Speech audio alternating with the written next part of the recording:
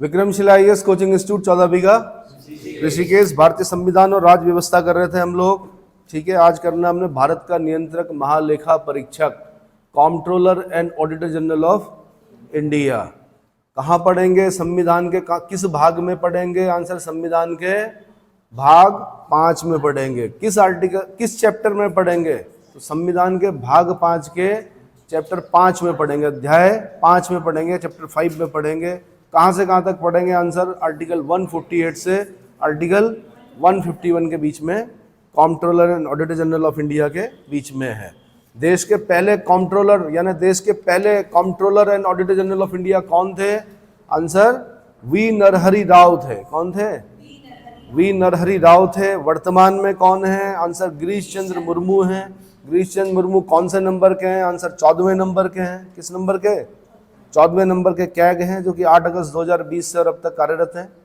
ठीक है, कौन कौन लोग अभी तक कैग बने हैं? तो वी नरहरि राव बने हैं पहले, उसके बाद ए.के. चंद्रा बने हैं, उसके बाद ए.के. राय बने हैं, उसके बाद चौथे नंबर पे एस रंगनाथन बने हैं, 5वें नंबर पे ए बख्शी बने हैं, 6ठे नंबर पर ज्ञान प्रकाश बने हैं, 7वें नंबर पर टी.एन. चतुर्वेदी, 8वें नंबर पर सी.जी. सोमैया, 9वें नंबर पर वी.के. सुंगलू, 10वें नंबर पर वी.एन. कौल, 11वें नंबर पर विनोद राय, 12वें नंबर पर शशिकांत शर्मा, 13वें नंबर पर राजीव महर्षि और 14वें नंबर पर गिरीश चंद्र मुर्मू।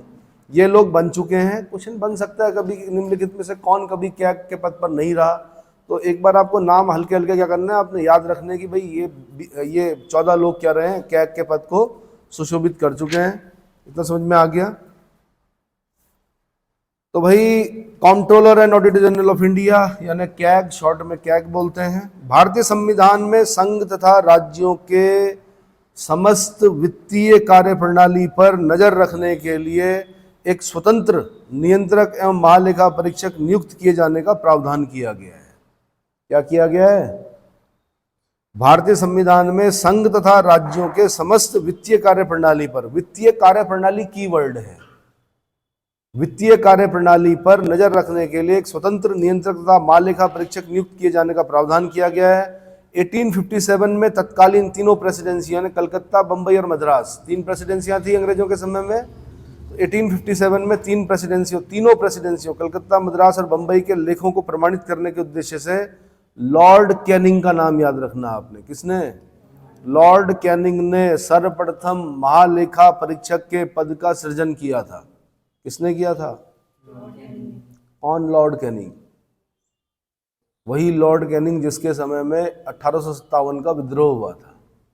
ठीक है, डलहौजी के बाद वाला लॉर्ड कैनिंग। ठीक है, तो लॉर्ड कैनिंग ने सर्वप्रथम महालेखा परीक्षक के पद का सृजन किया था। स्वतंत्रता प्राप्ति पर भारतीय संविधान द्वारा महालेखा परीक्षक को भारत का नियंत्रक और महालेखा परीक्षक पदनाम दिया गया तथा उसे उच्चतम न्यायालय के न्यायाधीश की भांति एक संवैधानिक अधिकारी बनाया गया। कौन कौन व्यक्ति संवैधानिक अधिकारी हैं? जिन जिन का उल्लेख संविधान में है वो सब संवैधानिक अधिकारी हैं। चाहे वो उच्चतम न्यायालय के न्यायाधीश हों, चाहे वो संघ लोक सेवा आयोग के अध्यक्ष हों, चाहे आपके राज्य लोक सेवा आयोग के अध्यक्ष अन्य सदस्य हों, चाहे आपका कैग हो, चाहे आपका महान्यायवादी यानी अटॉर्नी जनरल हो, चाहे महाधिवक्ता हो, ये सब इनका उल्लेख कहाँ पर है? संविधान में है। कहाँ पर है? संविधान में। अब माना कहीं पर मानवाधिकार आयोग का अध्यक्ष है, वो संवैधानिक पद नहीं है। कारण क्या है कि मानवाधिकार का अध्यक्ष जो है उसके बारे में संविधान में उल्लेख नहीं है। तो वहां पर हम एक शब्द प्रयोग करते हैं, संवैधानितर। क्या बोलते हैं? एक होता संवैधानिक, एक होता संवैधानितर। संवैधानितर मतलब संविधान से बाहर। संस्थाएं भी होती हैं, पद भी होते हैं। संस्थाएं जैसे प्लानिंग कमीशन को बोलते थे पहले हम, अब हम नीति आयोग को बोलते हैं, national institution for transforming India. उसको क्या बोलते हैं? संवैधानितर निकाय है। क्या है? संविधान से बाहर का है। ठीक है भाई, तो भारत का नियंत्रक महालेखा परीक्षक नाम दिया गया तथा उसे उच्चतम न्यायालय के न्यायाधीश की भांति एक संवैधानिक अधिकारी बनाया गया। संविधान के भाग 5 में, अध्याय 5 में, आर्टिकल 148 से 151 भारत के नियंत्रक महालेखा परीक्षक के बारे में प्रावधान किया गया है। आर्टिकल 148 में कहा गया है कि भारत का एक नियंत्रक एवं महालेखा परीक्षक होगा। बेयर एक्ट से निकला हुआ है पूरा। कोई भी किताब पढ़ लो आप, एक बार पहले बेयर एक्ट को पढ़ लो, आर्टिकल 148 को पढ़ लो, 149 को पढ़ लो, 150, बड़ी से बड़ी और छोटी से छोटी जो भी ऑथर्स हैं उन सब ने कहाँ से लिखा है? संविधान की जो प्रति है बेरेक, उसी से क्या लिखा जाता है? बुक में भी लिखा जाता है। ठीक है। अब आप बोलेंगे इंटेलेक्चुअल प्रॉपर्टी, बौद्धिक संपदा, तो यहाँ पे नहीं लगता है, वो ज्ञान में नहीं लगता है बौद्धिक संपदा वाला सिस्टम। ठीक है। हाँ, अपनी एक किताब लिख रहे हो, उस पर पेटेंट लगेगा आपका। चलो, फिलहाल ये आर्टिकल 148 में कहा गया कि भारत का एक नियंत्रक महालेखा परीक्षक होगा जिसकी नियुक्ति राष्ट्रपति द्वारा की जाएगी। भारत के नियंत्रक महालेखा परीक्षक की नियुक्ति किसके द्वारा की जाती है? आंसर राष्ट्रपति के द्वारा की जाती है। यहाँ पे तो बड़ा आसान लग रहा है। कभी कभी क्या होता है, माना ग्रुप सी का पेपर दे रहे हो आप, वहां पे पूछता है कैग की नियुक्ति कौन करता है? पहला ऑप्शन वो संसद देता है। क्या देता है? संसद। दूसरा ऑप्शन वो देता है क्या, माना ऐसा दे देगा क्या, वित्त मंत्रालय, वित्त मंत्री। तीसरा दे देगा क्या, राष्ट्रपति। चौथा दे देगा राज्यपाल। कुछ भी कर सकते हो। तो आपको क्या होता है कि पहले दो ऑप्शन जब आपके आंसर नहीं होते हैं वो आपको कंफ्यूज करते हैं। क्या करते हैं? इसलिए याद करते हुए चलिए कि सीधी सी बात है भाई, केंद्र में है कैग, उसकी नियुक्ति कौन कर रहा है? राष्ट्रपति कर रहा है। क्लियर हो गया? उसके वेतन और अन्य सेवा शर्तें निर्धारित करने का अधिकार संसद को दिया गया है। अब ऐसा क्या करता है? यूपीएससी क्वेश्चन पूछता है। क्या करता है? यूपीएससी ये नहीं पूछता नियुक्ति कौन करेगा, यूपीएससी ये पूछेगा कि उसकी जो वेतन भत्ते अन्य सेवा शर्तें हैं उनका अधिकार किसको दिया गया है। पहला ऑप्शन फिर वो क्या करता है, वहां पे राष्ट्रपति देता है। फिर आप बोलते हैं यार नियुक्ति राष्ट्रपति ने की है तो वेतन भी वही तय कर रहा होगा, लेकिन नहीं। तो कहीं पर राष्ट्रपति तय करता है, कहीं पर संसद तय कर रही होती है। तो इसको खास अलग से लिखना है आपने, क्या करके, अंडरलाइन करके, कि कैग के वेतन और अन्य सेवा शर्तें निर्धारित करने का अधिकार किसको है? संसद को दिया गया है। इस अधिकार के प्रयोग में संसद द्वारा नियंत्रक एवं महालेखा परीक्षक कर्तव्य शक्ति एवं सेवा शर्तें अधिनियम 1971 पारित किया। 1976 में इसमें संशोधन कर अकाउंटिंग और ऑडिटिंग यानी लेखा परीक्षा से को अलग कर दिया गया। फलस्वरूप नियंत्रक महालेखा परीक्षक का कार्य केवल सरकारी लेखा तक ही सीमित रह गया है। कहां तक? सरकारी लेखा। लेखा बोलते हैं अकाउंट को। किसको बोलते हैं? अकाउंट को। ठीक है। 2019 में क्वेश्चन पूछा जा चुका है यूपीपीसीएस में फ्री में।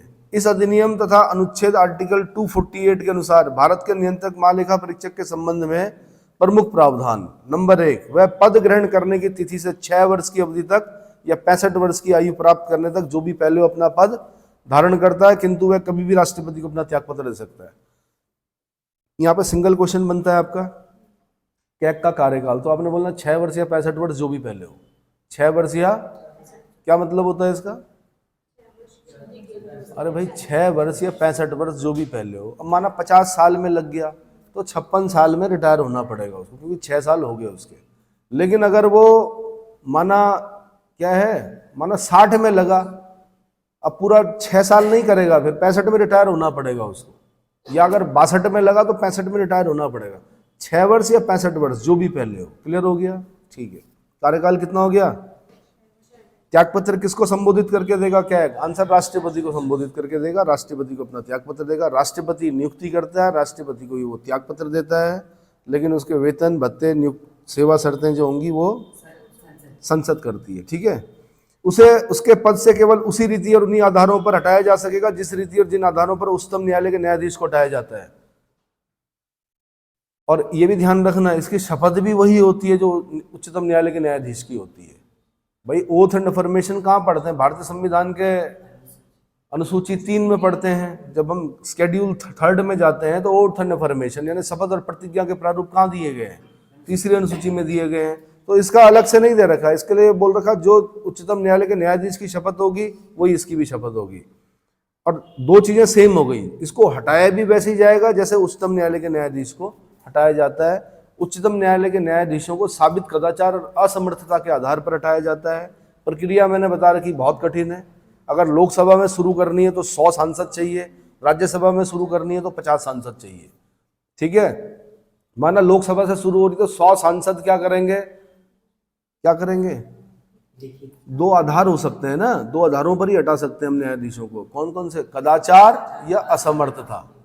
असमर्थता हो गया, पैरालाइज्ड हो गया कोई न्यायाधीश, वैसे तो खुद ही क्या कर लेते हैं, रिजाइन कर लेते हैं, लेकिन माना कोई नहीं कर रहा फिर भी, तो असमर्थता को हम आधार बना सकते हैं संसद में, या मेन जो अभी तक किए गए हैं वो कदाचार को आधार बनाए गए हैं। ठीक है। तो 100 सांसदों ने क्या किया कि बोला भाई संकल्प पत्र बनाया, बोला कि कदाचार का आरोप लगा रहे हैं, लोकसभा अध्यक्ष से पूछा, लोकसभा अध्यक्ष की मर्जी है, अनुमति वो देता है कि नहीं देता। अगर अनुमति दे दी तो उसी सदन में, यानी माना लोकसभा में शुरू हुआ तो लोकसभा में 2/3 मेजोरिटी से वो पास होना चाहिए, फिर वो राज्यसभा में भी 2/3 मेजोरिटी से क्या होना चाहिए, उपस्थित और मतदान करने वाले सदस्यों के कम से कम 2/3 बहुमत से क्या होना चाहिए, वो पास होना चाहिए। और उसी सत्र में, अगले सत्र में नहीं, उसी सत्र में राष्ट्रपति द्वारा हस्ताक्षरित होना चाहिए, तब न्यायाधीश को हटा सकते हैं। ऐसे ही इसको भी हटा सकते हैं। किसको? इतना कठिन क्यों बनाया गया कैग को हटाना? भाई जब इन्होंने व्यवस्था कर दी थी कि राष्ट्रपति इसकी नियुक्ति करता, राष्ट्रपति को अधिकार दे देते कि हटाएगा भी यही। इतना कठिन क्यों बनाया गया है बताओ?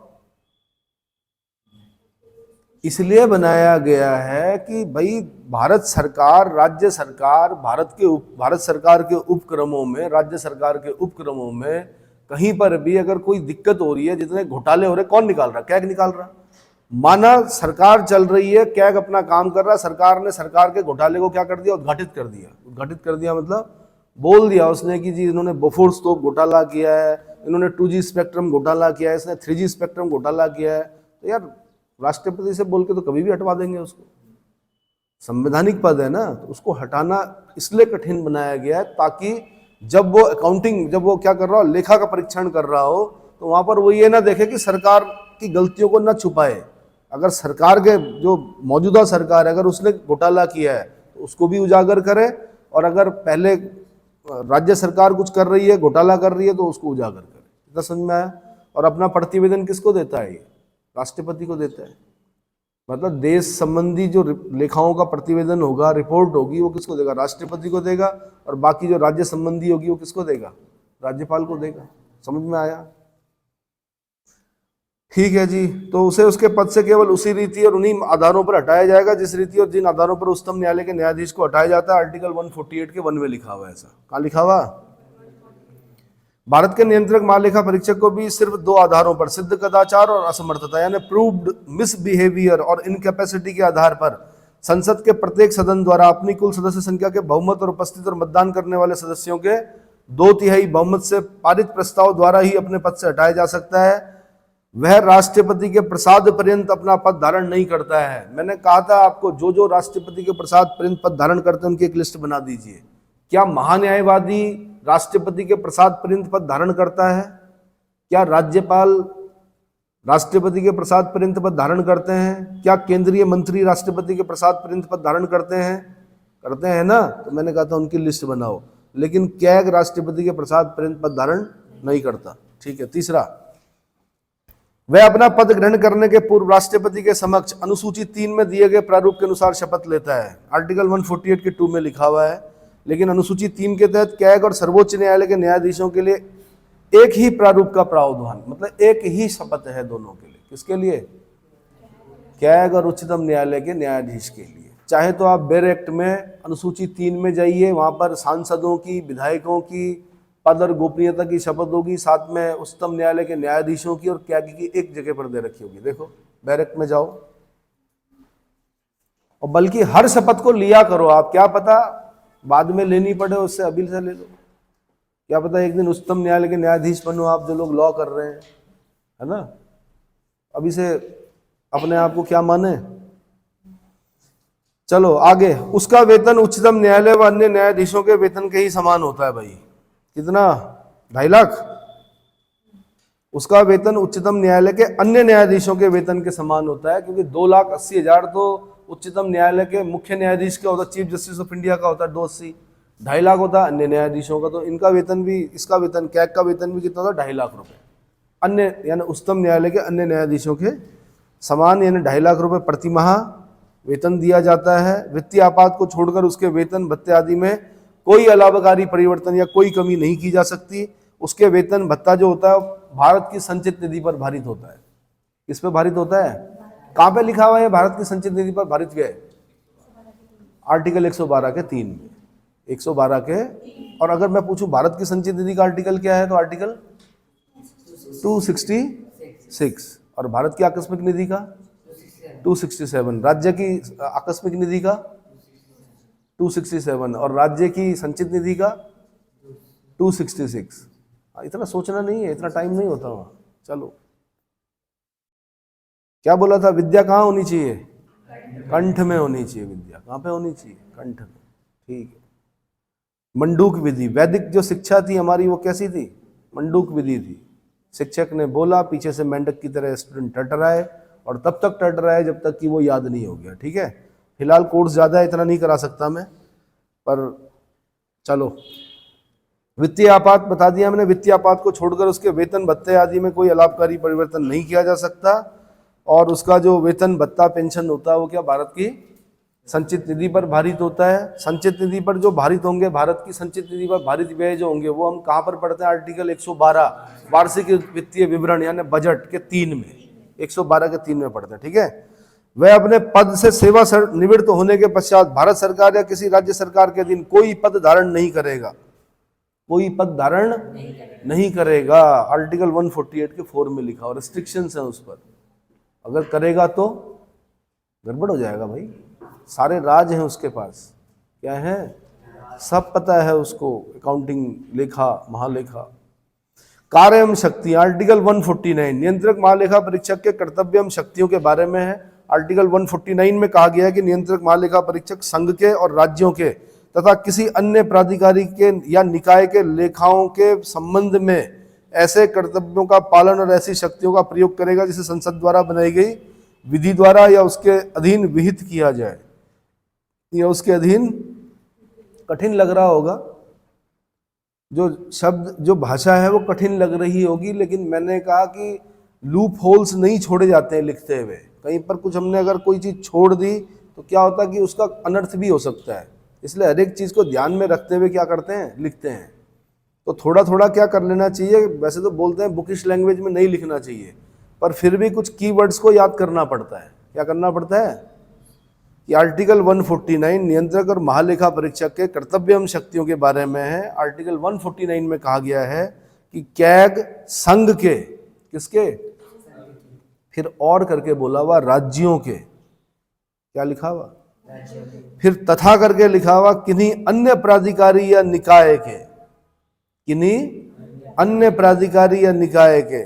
फिर लिखा हुआ लेखाओं यानी अकाउंट्स के संबंध में ऐसे कर्तव्यों का पालन और ऐसी शक्तियों का प्रयोग करेगा जिन्हें संसद द्वारा बनाई गई विधि द्वारा या उसके अधीन विहित किया जाए।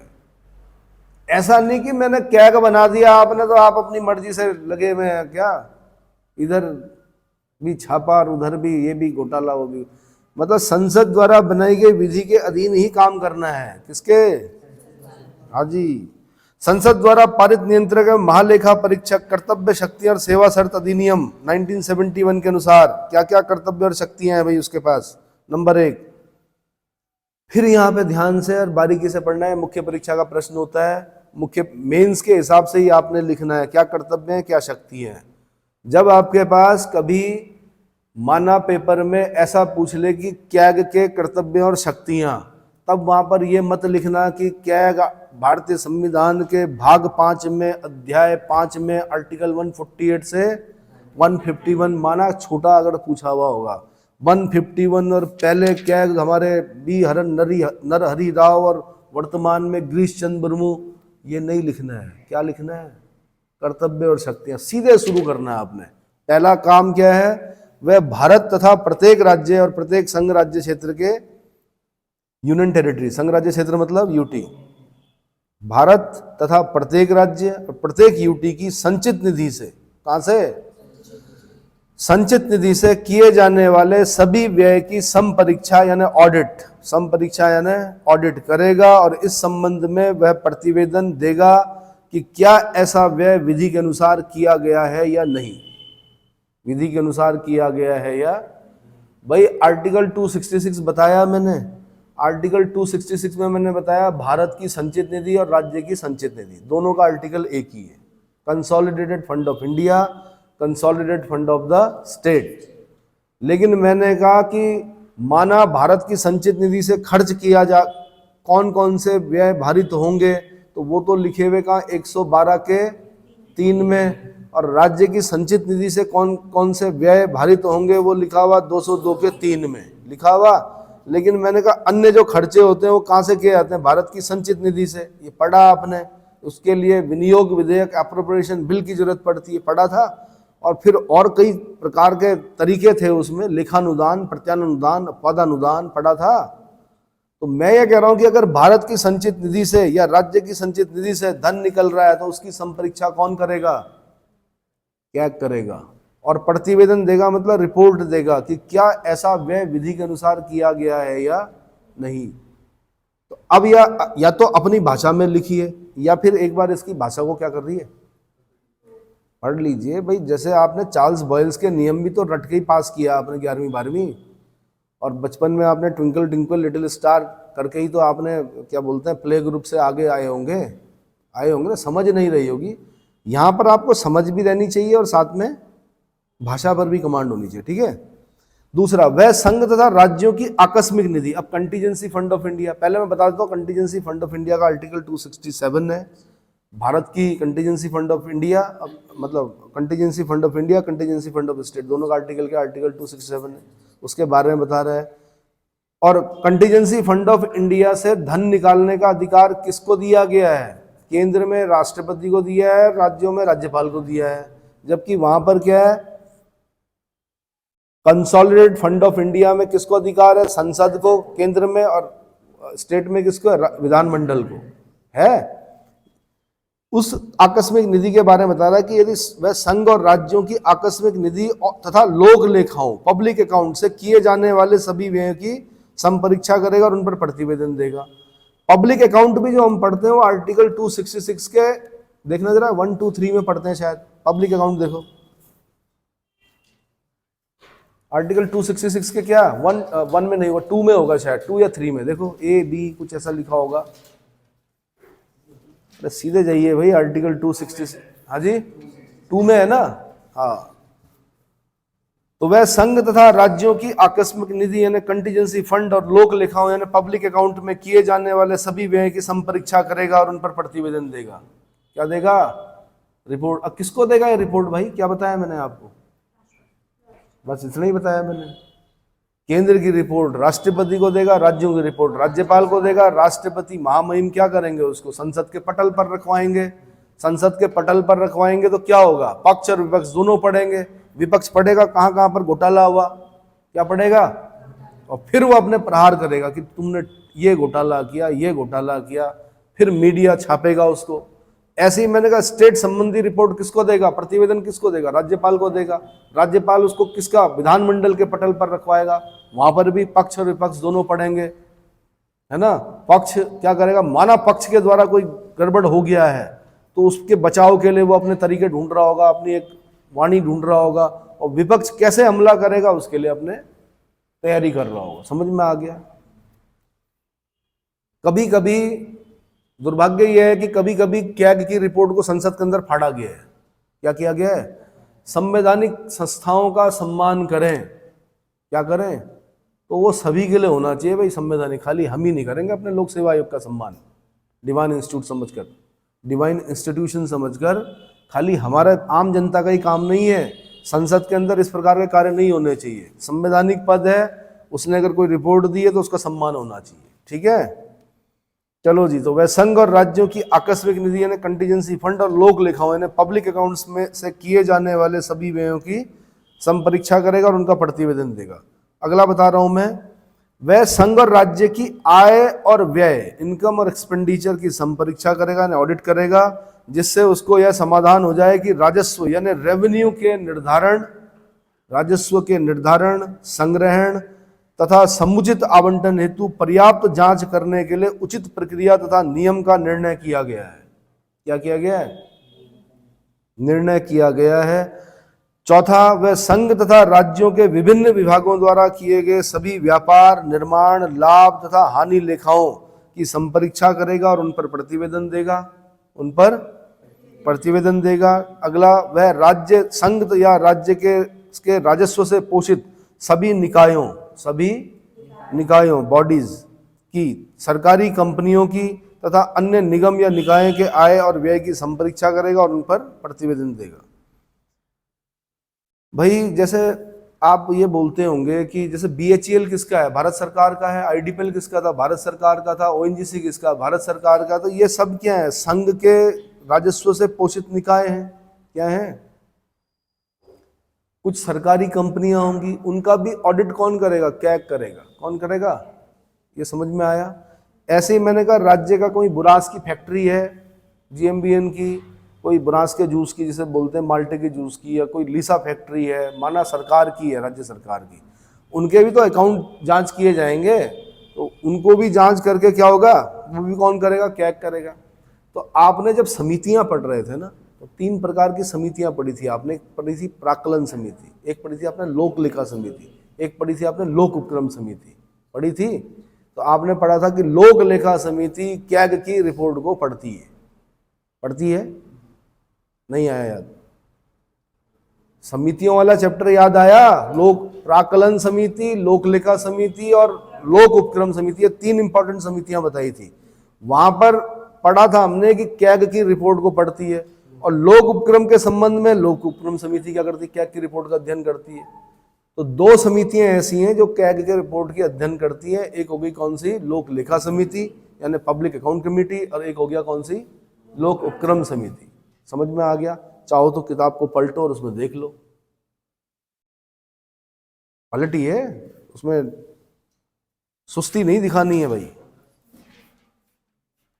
और कहीं पर कुछ कहा भी गया था, कुछ एक शब्द वर्ड यूज किया जाता है वहां पर, क्या पथ प्रदर्शक, कुछ ऐसा करके क्या बोला जाता है, कैग का पथ प्रदर्शक या कुछ इस तरह से बोला जाता है। एक क्वेश्चन बना है वहां से, चेक कीजिए।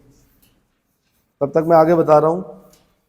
वह संघ या राज्यों के राजस्व से पोषित सभी निकायों ने बॉडीज की, सरकारी कंपनियों की तथा किसी अन्य निगम या निकाय अन्य आय के व्यय की संपरीक्षा करेगा और उस पर प्रतिवेदन देगा। 1976 से नियंत्रक एवं महालेखा परीक्षक के कार्य में परिवर्तन लाते हुए उसे केवल लेखांकन, लेखों की तैयारी के दायित्व से मुक्त कर दिया गया है। उसे लेखांकन यानी लेखों की तैयारी के दायित्व से मुक्त कर दिया गया है। इस प्रकार वह वर्तमान में संघ के लिए सिर्फ लेखा परीक्षक का और राज्यों के लिए लेखांकन तथा लेखा परीक्षक दोनों का कार्य करता है। ये लाइनें यूपीएससी पॉइंट ऑफ व्यू से इंपॉर्टेंट हो जाती हैं कि संघ के लिए सिर्फ लेखा परीक्षक और राज्यों के लिए लेखांकन और लेखा परीक्षक दोनों का कार्य करता है। क्लियर हो गया? ठीक है। उसके बाद बता दूं, संपरीक्षा प्रतिवेदन यानी ऑडिट रिपोर्ट्स क्या होती है। प्रत्येक वित्तीय वर्ष के अंत में भारत का नियंत्रक महालेखा परीक्षक संघ के लेखा संबंधी प्रतिवेदनों को, संघ के संबंध में जो रिपोर्ट होगी वो राष्ट्रपति के समक्ष प्रस्तुत करता है। राष्ट्रपति उसे संसद के प्रत्येक सदन के समक्ष रखवाता है और राज्य और तथा और नहीं है तथा राज्यों के लेखा संबंधी प्रतिवेदन को राज्यपाल के समक्ष प्रस्तुत करता है। और राज्यपाल क्या करेगा, उसको विधानमंडल के प्रत्येक सदन के समक्ष रखवाएगा। कहां पर लिखा हुआ? आर्टिकल 151 में लिखा हुआ। कहां लिखा हुआ? समझ में आ गया? संघ और राज्य के लेखाओं संबंधी प्रतिवेदनों को ऐसे प्रारूप में राष्ट्रपति या राज्यपाल के समक्ष प्रस्तुत किया जाता है जो राष्ट्रपति नियंत्रक महालेखा परीक्षक की सलाह से नियत करता है। आर्टिकल 150 में लिखा हुआ है। शुद्ध आय की गणना कैग द्वारा प्रमाणित की जाती है। किसके द्वारा? जिसका प्रमाण पत्र अंतिम माना जाता है। आर्टिकल 279। ये यूपी पीसीएस का क्वेश्चन है, शायद यूपी वालों ने पूछा कि शुद्ध आय की गणना कौन करता है। आंसर क्या, मतलब शुद्ध आय की गणना किसके द्वारा प्रमाणित की जाती है? सर्टिफिकेट जो देगा ना भाई, इनकम, भारत सरकार, राज्य सरकार के इनकम और एक्सपेंडिचर का लेखा जोखा किसके पास है? क्या के पास है? अब सरकार ऐसा भी तो बोल सकती, ज्यादा बता सकती कि हमारा जी जो शुद्ध क्या हुआ आय हुई वो इतनी हुई, अपना आंकड़ा बढ़ाने के लिए ऐसा कर सकते। लेकिन सर्टिफिकेट जो लास्ट माना जाएगा किसका? कैग का। शुद्ध आय की गणना कैग द्वारा प्रमाणित की जाती है जिसका प्रमाण पत्र अंतिम माना जाता है। कहां पर लिखा हुआ? आर्टिकल 279 में लिखा हुआ है। ठीक है। नियंत्रक और महालेखा परीक्षक की रिपोर्ट केंद्र सरकार के मामले में संसद की लोक लेखा समिति, वही जो मैं अभी बता रहा था आपको, संसद की, तथा राज्यों के मामले में राज्य विधानमंडल की लोक लेखा समिति को जांच के लिए सौंपी जाती है। भारत के नियंत्रक महालेखा परीक्षक को लोक लेखा समिति का मित्र और मार्गदर्शक, ये पूछ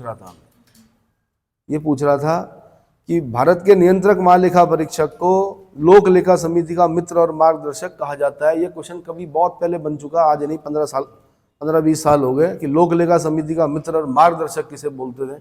उस जमाने में सही बताऊं तो इतना मटेरियल नहीं होता था और न ही वहाँ तक पहुँच पाते थे। बट भारत का नियंत्रक महालेखा परीक्षक, इतना क्लियर हो गया। इसके बाद अगले लेक्चर में मैं भारत सूचना का अधिकार बताऊंगा।